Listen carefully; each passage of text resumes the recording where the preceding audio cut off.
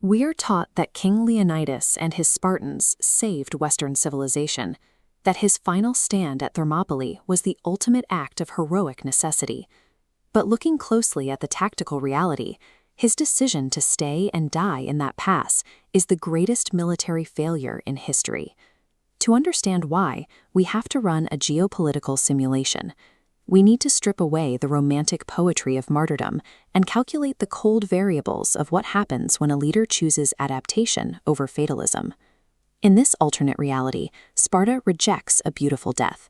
It chooses absolute global domination. Instead of the historical Pax Romana, the world is shaped by an eternal Pax Spartana. When modern leaders celebrate Leonidas as a martyr, they blind themselves to the catastrophic cost of his rigidity.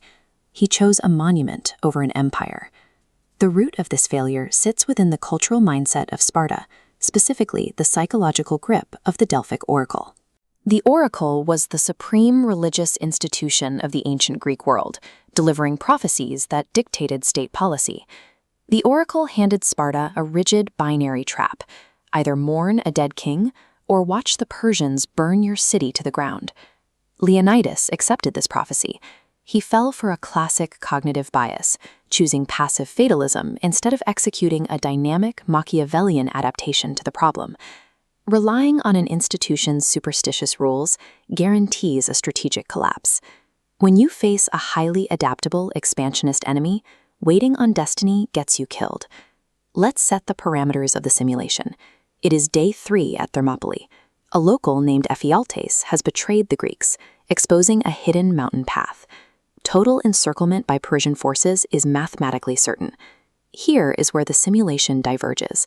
Leonidas recalculates the enemy's motivation. He realizes King Xerxes is a sovereign demanding submission. He wants a new province to tax, not a graveyard to manage.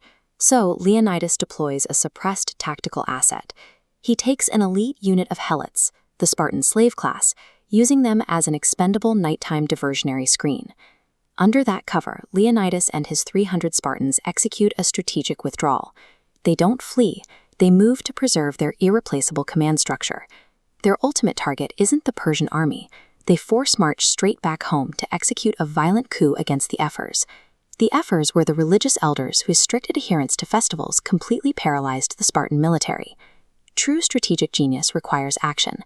A leader must violently break the laws of their own society when those laws guarantee mutual destruction. Look at this tactical map.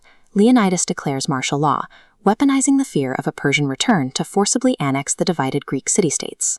With a unified Greece, the Athenian Golden Age and Peloponnesian Wars never happen. Sparta converts the entire Mediterranean into a unified Greek lake. Expanding into Italy, advanced Spartan phalanxes crush the emerging Roman Republic before it can form an empire. This triggers a massive technological synthesis. The brutal pragmatism of Spartan military doctrine absorbs Athenian intellect, redirecting all of that brainpower strictly toward military research and development. We see the concrete proof of this accelerated timeline in the 2nd century BCE. The steam engine, an early turbine device known as Heron's aeolipile, is immediately scaled up to power armored Spartan dreadnoughts. By 50 BCE, workshops mass-produce standardized steel. With a 1,000-year head start on the Industrial Revolution and no dark ages to reset the clock, technological growth compounds exponentially. Earth becomes a unified, Doric-speaking hegemon that achieves interplanetary travel while our own reality was still fighting with iron swords. Prioritizing collective, ruthless efficiency over individualistic democracy acts as a massive multiplier for species-level technological advancement.